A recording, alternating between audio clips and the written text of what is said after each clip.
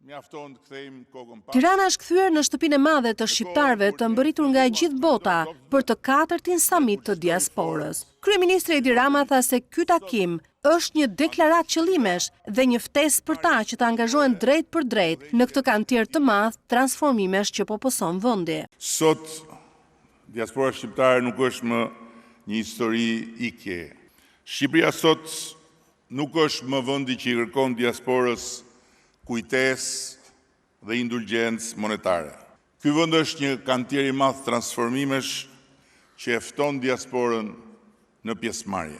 Pjesëmarrje në investime, pjesëmarrje në inovacion dhe në jetën akademike, pjesëmarrje në ndërtimin e së ardhmes së Shqipërisë. Për kryeministrin e Shqipërisë, Europa s'ka qenë asnjëherë kaq afër sa tani, ndaj mirëpret çdo kontribut të shqiptarëve të diasporës në çdo aspekt. Ai e konsideroi një prej atyre arritjeve që shënjojnë në historinë mundësimin e votës së diasporës. Ministri i Jashtëm Ferit Hoxha e cilëson diasporën si një dimension plotësues të identitetit kombëtar.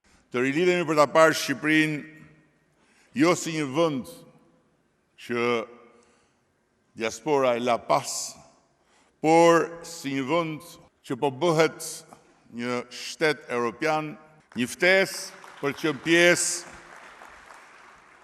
e pikërisht një projekti të madh kombëtar, i cili është më i madh se çdo qeveri, është më i madh se çdo cikël politik, është më i madh se çdo brez i vetëm.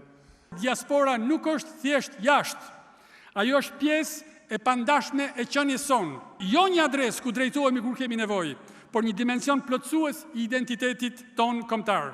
18 panele të ndryshme, një gëshetim dhe shkëmbim qasjesh dhe eksperjencash me përfaqësuesit e diasporës do të shërbejnë si sinergji për bashkëpunimin në vazhdim. Samiti i 4 mbahet nga 13 deri në 15 prilli në Tiranë, ndërsa i pari u mbajt në 2016, i dyti në 2019 dhe samiti i tretë i diasporës në 2023.